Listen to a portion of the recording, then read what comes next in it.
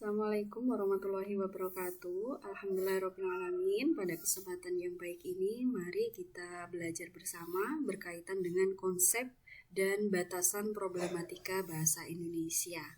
Oleh karena itu, silakan disiapkan alat tulis untuk mencatat hal-hal penting dalam materi berikut ini.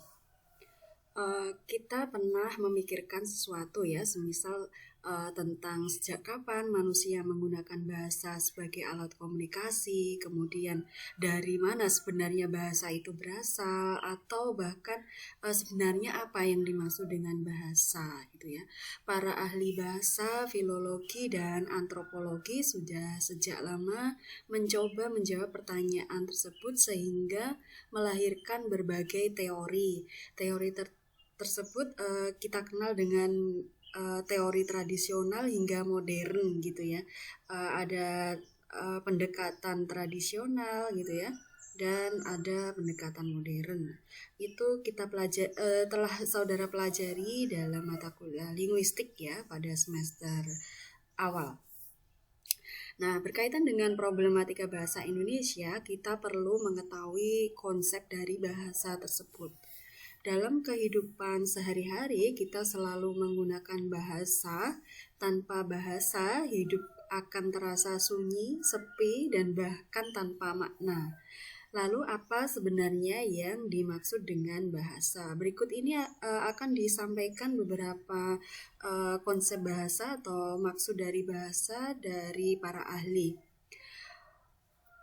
Yang pertama adalah dari Vinokyarno yang menyebutkan bahwa bahasa adalah satu sistem simbol vokal yang arbitrer, memungkinkan semua orang dalam satu kebudayaan tertentu atau orang lain yang telah mempelajari sistem kebudayaan tersebut untuk berkomunikasi atau berinteraksi.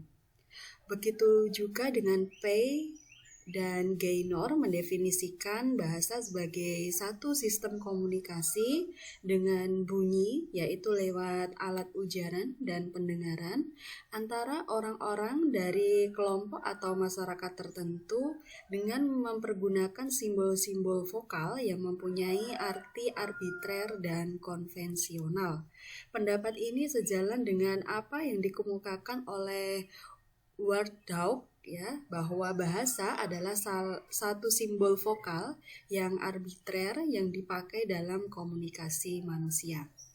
Selain definisi tersebut, Haier menyatakan bahwa bahasa adalah sistem lambang bunyi yang arbitrer yang digunakan oleh para anggota kelompok sosial untuk bekerja sama, berkomunikasi, dan mengidentifikasikan diri gitu. Nah, berdasarkan pendapat-pendapat para ahli tersebut, dapat kita lihat hampir semua berpendapat bahwa bahasa adalah alat komunikasi bersifat arbitrer, konvensional, dan merupakan lambang bunyi. Hal inilah yang kemudian disebut dengan ciri-ciri bahasa yang akan dibahas pada bagian berikut. Ciri-ciri bahasa sebagai alat komunikasi ini memiliki ciri-ciri 12 ciri. Yang pertama adalah bahasa adalah sebuah sistem. Yang dimaksud dengan sistem adalah susunan teratur, berpola yang membentuk suatu keseluruhan yang bermakna atau berfungsi. Sistem terbentuk oleh sejumlah unsur atau komponen yang saling berhubungan secara fungsional. Contoh seperangkat komputer terdiri atas berbagai komponen yang saling berhubungan dan bekerja sama untuk dapat bekerja dengan baik. Semua komponen dalam komputer tersebut harus disusun atau berada pada tempat yang tepat sehingga dapat beroperasi sebagaimana mestinya. Nah, ini begitu pula dengan bahasa. Bahasa merupakan sistem yang dapat dipelajari. Sebagai sebuah sistem, bahasa itu bersifat sistematis dan sistemis. Sistematis artinya bahasa tersusun menurut suatu pola yang teratur, tidak tersusun acak secara sembarangan. Contoh, ada kalimat buku membeli adik. ini merupakan contoh kalimat yang tidak berterima dalam bahasa Indonesia. Mengapa? Karena kalimat tersebut tidak tersusun menurut pola bahasa Indonesia. Tentu saudara dapat memperbaiki kalimat tersebut sesuai dengan pola kalimat bahasa Indonesia. Itulah yang disebut sistematis. Nah, yang disebut dengan sistemis yaitu bahasa itu terdiri atas subsistem lain atau sistem bawahan seperti fonologi, morfologi, sintaksis, dan semantik. Subsistem morfologi dibangun dari unsur-unsur fonologi. Selanjutnya, subsistem sintaksis dibangun dan unsur-unsur morfologi. Begitu selanjutnya, jadi unsur yang satu terletak di bawah unsur yang lain. Nah, berikutnya ciri kedua yaitu bahasa adalah lambang. Lambang atau simbol tidak dapat dipisahkan dari kehidupan manusia. Saudara tentu ingat tentang lambang pohon beringin yang digunakan untuk melambangkan persatuan Indonesia. Jika saudara mengikuti pemilu, saudara juga akan berhubungan dengan lambang-lambang dari berbagai partai yang ada di Indonesia. Jadi lambang-lambang tersebut mengacu pada suatu konsep tertentu sesuai konvensi. Nah, bagaimana dengan bahasa? Kata atau gabungan kata dalam bahasa terdiri atas lambang-lambang bunyi. Kata-kata tersebut mengacu pada suatu konsep yang disebut makna. Melalui lambang-lambang tersebutlah manusia berkomunikasi. Jika saudara ingin menyatakan bahwa kemarin tidak dapat hadir karena sepeda motor saudara mogok, saudara tidak perlu membawa sepeda motor tersebut untuk menghadirkan konsep mogok di benak para pendengar. Melalui kalimat maaf, kemarin sepeda motor saya mogok. Para pendengar yang saudara ajak bicara sudah paham maksud saudara. Jadi lambang M-O-G-O-K, mogok, telah mewakili konsep yang saudara inginkan. Ciri ketiga yaitu bahasa adalah bunyi. Yang dimaksud bunyi pada bahasa adalah bunyi-bunyi yang dihasilkan oleh alat ucap manusia. Namun bunyi dengkur, bersin, dan batuk bukanlah bunyi bahasa karena tidak termasuk dalam sistem bahasa. Jadi bunyi bahasa adalah satuan bunyi yang dihasilkan oleh alat ucap manusia yang di dalam fonetik diamati sebagai fon, di dalam fonemik sebagai fonem. Lalu bagaimana dengan bahasa tulisan?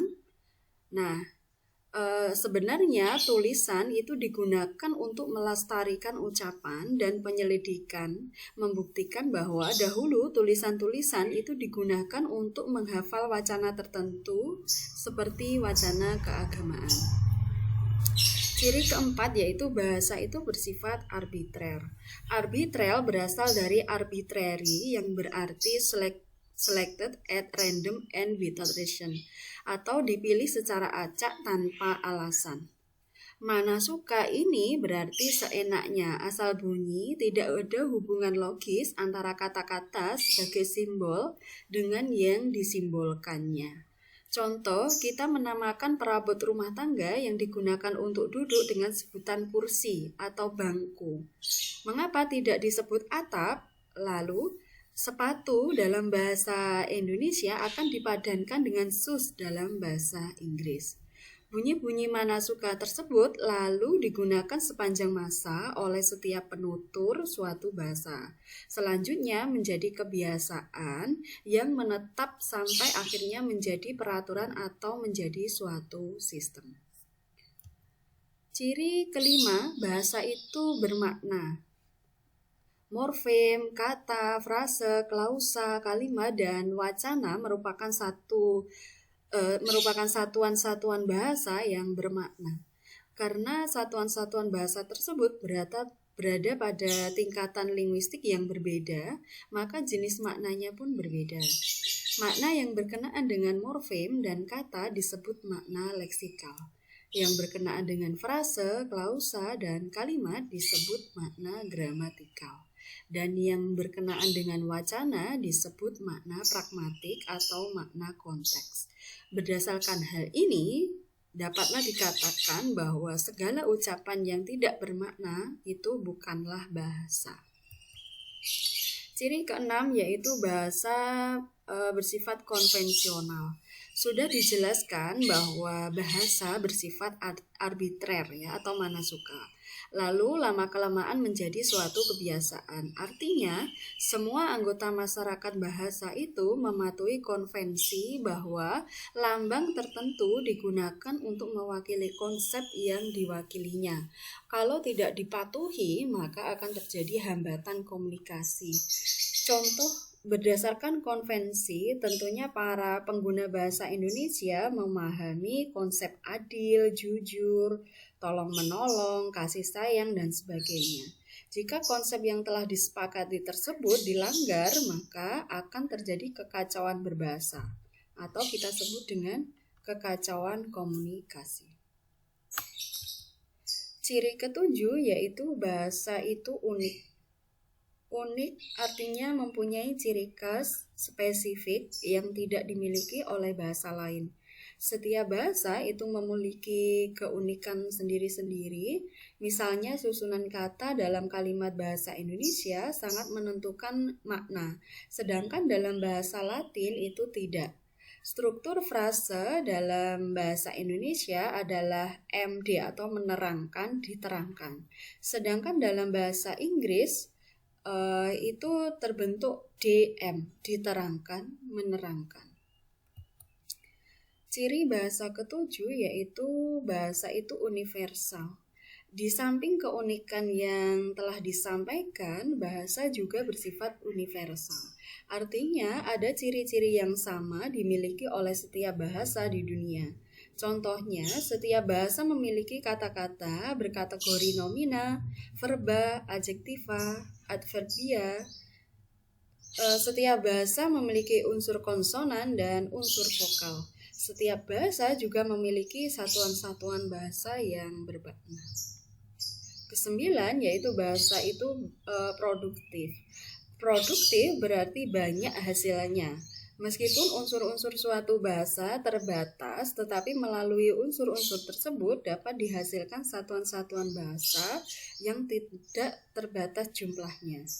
Contoh dari 6 fonem dan 22 konsonan bahasa Indonesia dapat terlahir kata, frase, dan kalimat yang tak terbatas jumlahnya. Ciri ke-10 yaitu bahasa bervariasi. Bahasa digunakan oleh suatu masyarakat tertentu yang disebut masyarakat bahasa. Masyarakat bahasa Indonesia adalah sekelompok orang yang merasa memiliki dan menggunakan bahasa Indonesia.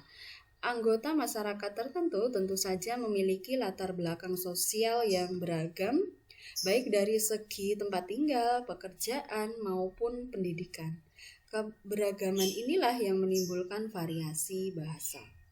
Menurut Haier, ada 3 istilah yang perlu diketahui sehubungan dengan variasi bahasa, yaitu ada idiolek, dialek, dan ragam. Mari kita pahami satu-satu. Idiolek ya adalah variasi bahasa yang bersifat perorangan. Contoh, setiap orang memiliki gaya bicara yang berbeda-beda. Begitu pula dalam menulis, bahasa tulis seorang Sapardi Djoko Damono akan berbeda dengan bahasa tulis Arswendo Atmo Wiloto. Adapun dialek yaitu variasi bahasa yang digunakan oleh sekelompok masyarakat pada suatu tempat tertentu. Karena itu muncullah variasi bahasa Sunda, bahasa Jawa, bahasa Flores, dan sebagainya. Sedangkan ragam adalah variasi bahasa yang digunakan dalam situasi tertentu. Contoh, jika berada pada situasi formal, kita selalu berusaha menggunakan bahasa baku. Sebaliknya, jika berbicara dalam situasi non-formal, kita akan menggunakan ragam bahasa non-baku. Berdasarkan sarananya, ragam bahasa juga dapat diklasifikasikan atas variasi bahasa lisan dan tulisan. 11 yaitu ciri bahasa itu dinamis. Sesuai dengan kehidupan manusia yang selalu berubah atau dinamis, maka bahasa sebagai satu unsur yang terkait erat dengan manusia otomatis juga bersifat dinamis. Perkembangan budaya suatu masyarakat bahasa akan berakibat pula pada perkembangan bahasanya. Perubahan tersebut dapat berupa pertambahan unsur maupun perubahan bentuk atau makna.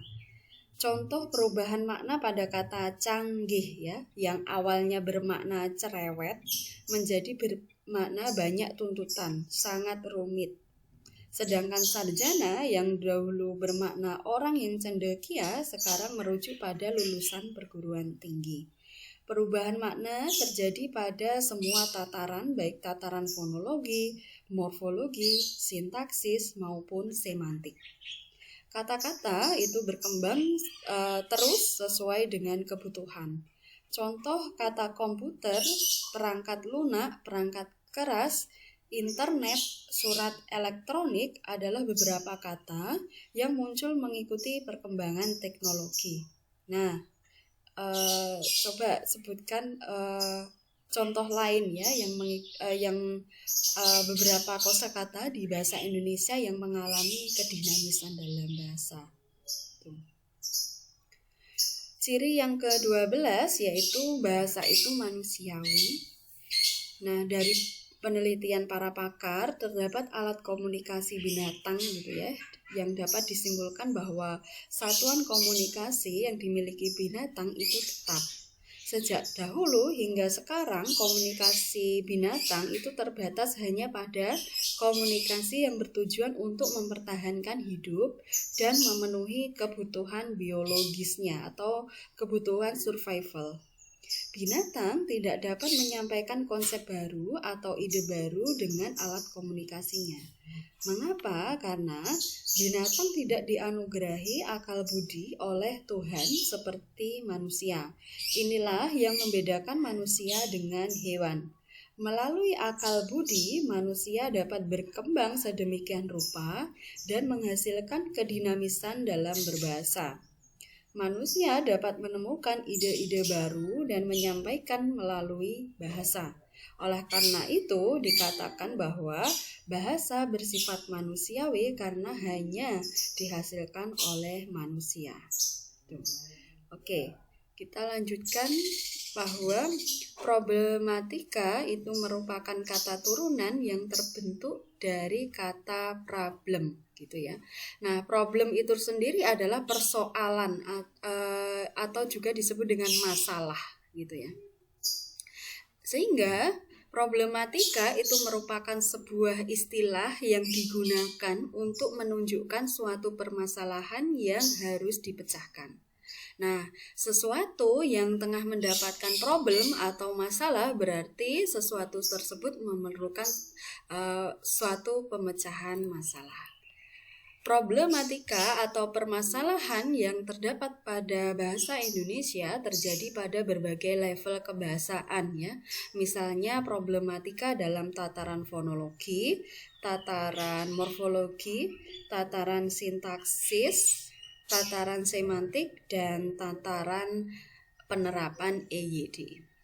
Baik, mari kita mengingat kembali apa saja tataran linguistik tersebut gitu ya. Yang pertama kita sebut dengan fonetik. Fonetik itu adalah bagian dari linguistik yang mempelajari proses ujaran. Fonetik ini akan berhubungan dengan anatomi, khususnya organ-organ tubuh yang terlibat dalam proses penghasilan ujaran. Fonetik akan berupaya untuk menerangkan bagaimana bunyi-bunyi tertentu dihasilkan, baik kuantitasnya maupun kualitasnya. Studi fonetik ini umumnya terdiri atas 3 bagian, yaitu fonetik akustik, fonetik auditoris, dan fonetik artikulatoris. Fonetik akustik ini berupaya menjelaskan bunyi-bunyi ujaran sebagai suatu proses fisik. Untuk itu dibutuhkan alat spektrograf yang dapat memperlihatkan gelombang bunyi udara. Alat ini mampu menggambarkan intensitas dan volume ujaran sehingga para linguis dapat menggambarkan bunyi-bunyi secara fisik. Adapun fonetik auditoris adalah studi fonetik yang mempelajari proses penerimaan bunyi-bunyi bahasa oleh telinga. Cabang ini lebih merupakan kajian kedokteran dibandingkan linguistik. Nah, Adapun fonetik artikulasi atau fonetik artikulatoris merupakan studi fonetik yang mempelajari bagaimana bunyi-bunyi bahasa dihasilkan oleh alat ucap manusia. Fonetik artikulasi inilah yang lebih banyak memberikan sumbangan bagi linguistik dibandingkan fonetik akustik dan auditoris.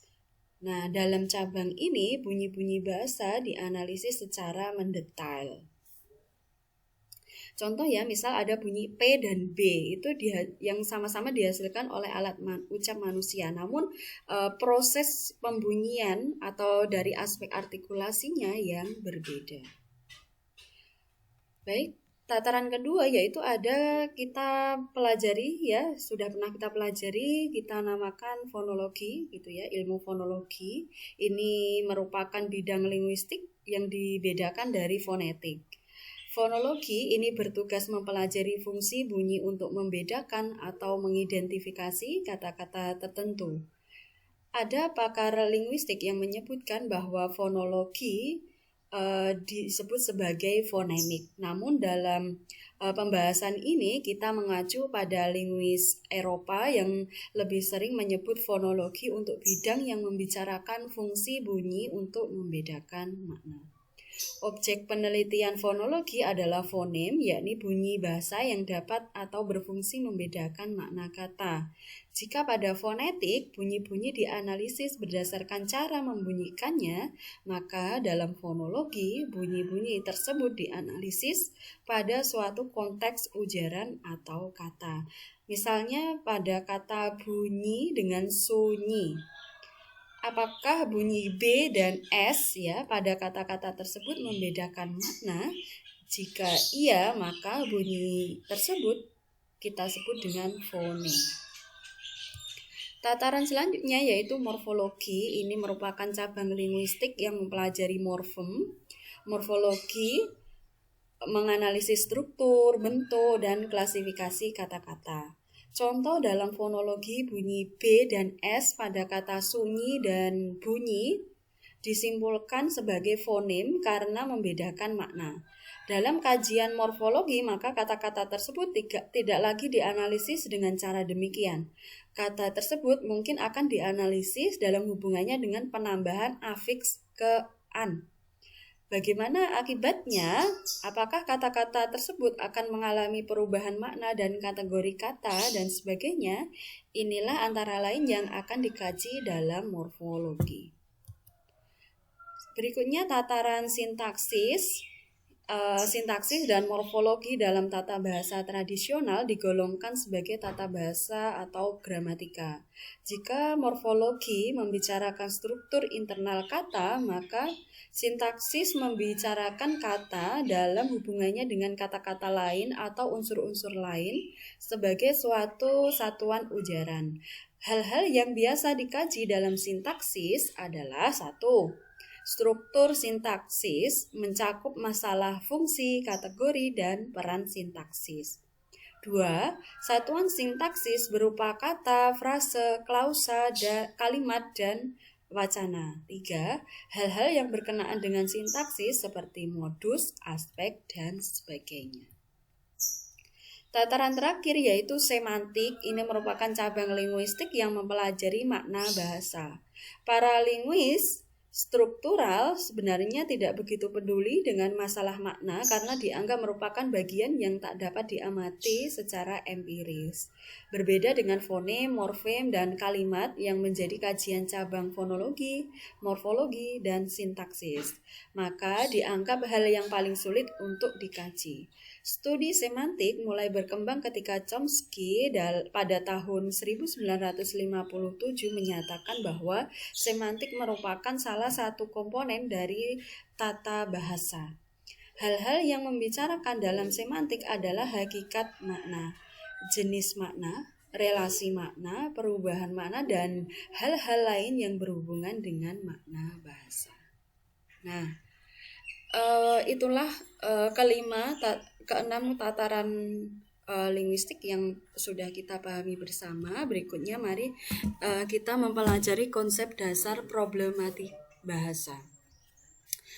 Problematika bahasa Indonesia dan pengajarannya itu dibatasi oleh dua hal berikut. Kita berikan dua batasan. Batasan yang pertama yaitu batasan problematik bahasa. Nah, dalam batasan ini berbagai gejala kebahasaan yang dianalisis itu meliputi aspek fonologi, morfologi, sintaksis, dan semantik yang bersifat problematik dalam ranah penggunaan bahasa. Adapun batasan problematik bahasa Indonesia ini mencakup berbagai gejala kebahasaan yang meliputi aspek fonologi, morfologi, sintaksis, dan semantik yang bersifat problematik dalam ranah penggunaan bahasa Indonesia. Nah, mari kita bahas satu-satu problematik yang muncul dari beberapa tataran linguistik yang sudah kita bahas sebelumnya. Problematik dalam tataran EYD dan fonologi gitu ya. Ada dua hal, yaitu problematik dalam tataran EYD tentunya ini berkaitan dengan masalah-masalah ejaan yang disempurnakan gitu. Ejaan bahasa Indonesia. Nah, adapun kasus-kasus problematik dalam tataran fonologi ini bisa dikelompokkan menjadi dua aspek. Misal, satu lambang grafemis merealisasikan beberapa bunyi. Nah, seperti bunyi E untuk bunyi E, dan E gitu ya. Nah, adapun satu lambang grafemis direalisasikan secara beragam oleh penutur bahasa Indonesia, seperti bunyi KH ya, yang menjadi X, K, atau H gitu ya. Jadi contoh-contoh ini merupakan kasus-kasus problematik dalam tataran fonologi, dan mungkin saudara akan menemukan lebih jauh gitu ya berkenaan dengan problematik dalam tataran fonologi. Kita bahas yang kedua berkaitan dengan problematik dalam tataran morfologi. Kasus-kasus dalam afiksasi ya. Karena adanya perbedaan pandangan analogi dan anomali, penutur bahasa Indonesia itu mengenal beberapa bentuk bersaing sebagai hasil dari afiksasi. Atau kasus-kasus yang berkaitan dengan reduplikasi dan komposisi gitu ya. Misal karena tumpang tindihnya konsep pengulangan dan pemajemukan, penutur bahasa Indonesia menemui kesulitan dalam membedakan mana yang disebut kata ulang dan kata majemuk. Berikutnya kasus-kasus problematik dalam abreviasi. Abreviasi dalam bahasa Indonesia cenderung memunculkan bentuk-bentuk yang problematis sehubungan dengan adanya syarat bahwa hasil abreviasi sebaiknya memenuhi kriteria bentuk yang analogis, lafal yang nyaman, dan asosiasi makna yang positif. Hasil abreviasi juga sebaiknya menghindari bentuk-bentuk yang homonim. Berikutnya ada kasus-kasus problematik dalam derivasi. Derivasi ini meliputi derivasi zero dan derivasi balik. Problematiknya hadir karena adanya perbedaan pandangan anomali dan analogi. Terakhir, ada kasus-kasus problematik dalam meta-analisis. Meta-analisis memunculkan bentuk yang problematis karena kata yang dihasilkan tidak analogis. Nah, berikutnya adalah problematik dalam tataran sintaksis. Nah, dalam tataran sintaksis ini ada kasus-kasus problematik dalam tataran frase. Itu biasanya berkaitan dengan problematik dalam tataran frase hadir karena campur aduknya konsep antara idiom, kata majemuk, dan frasa. Ada juga kasus-kasus dalam problematik dalam tataran klausa dan juga dalam tataran kalimat. Kalau dalam problematik dalam tataran klausa dan kalimat itu muncul karena adanya perbedaan analisis tradisional dan struktural. Nah, ada juga yang berkaitan dengan kejelasan objek dalam suatu kalimat. Misalnya ada kata dalam darahnya mengandung racun. Ini tidak ada kejelasan subjek ya. mana yang disebut subjek. Atau berproblematik dalam koherensi. Surat itu saya telah kirimkan kemarin, jadi tingkat koherensinya belum ada gitu ya. Atau kasus-kasus dalam kesejajaran gitu, atau kehematan, atau juga kelogisan, rumah itu mau dijual gitu ya. Jadi kelogisannya ada kata mau ya, pada kata mau ini menjadi tingkat kelogisannya menurun gitu. Dalam tataran semantik ya, problematik dalam tataran semantik ini terjadi karena ketidaktepatan penggunaan leksikon sehingga menimbulkan kekacauan makna gitu ya. Nah, latihan analisis kasus problematik dalam tataran semantik ini misalnya, mengapa pemaknaan kata acuh dikacaukan dengan tak acuh gitu ya. Jadi penggunaan kata acuh dan tak acuh kadang salah penempatan dalam suatu kalimat atau suatu pembicaraan. Atau misal ini ada problematik seperti ini, ada apa dengan makna mengentaskan kemiskinan? Apakah pemiskinan sebelumnya jatuh ke dalam air kemudian perlu dientaskan gitu ya. Jadi itu ya penggunaan itu yang perlu kita luruskan. Baik, terakhir mari kita belajar atau berlatih menganalisis kasus problematik dalam tataran EYD dan fonologi. Ini saudara diminta untuk berpendapat terhadap dua kasus berikut gitu ya. Teknisnya adalah setiap nim ganjil gitu ya. Setiap nim ganjil itu saudara akan memberikan tanggapan pada kasus yang pertama, yaitu apakah saudara dapat membedakan kas, has, dan has gitu ya dalam penggunaannya. Nah, adapun mahasiswa yang bernim genap itu silakan berpendapat terhadap kasus kedua, yaitu mengapa mizon ya, kata mizon, produk mizon itu cenderung dilafalkan mison ya oleh etnis Jawa dan dilafalkan mijon oleh etnis Sunda. Baik, tanggapan ini saya tunggu sampai dengan pukul 23.59 malam nanti di dalam kolom komentar disertai nama dan kelas gitu ya. Baik, saya ulangi lagi bahwa dua latihan ini digunakan untuk setiap mahasiswa, akan ditanggapi oleh mahasiswa. Kasus yang pertama ditanggapi oleh nim ganjil dan kasus kedua ditanggapi oleh mahasiswa nim genap. Itu ya. Baik, terima kasih. Selamat berpendapat dan selamat belajar. Semoga kita semua selalu diberi lindungan oleh Allah Subhanahu wa taala. Amin amin ya rabbal alamin. Baik, terima kasih. Saya akhiri pembahasan ini, semoga bisa memberikan manfaat yang baik kepada kita semua. Wallahu muwaffiq ila aqwamit thoriq. Wassalamualaikum warahmatullahi wabarakatuh.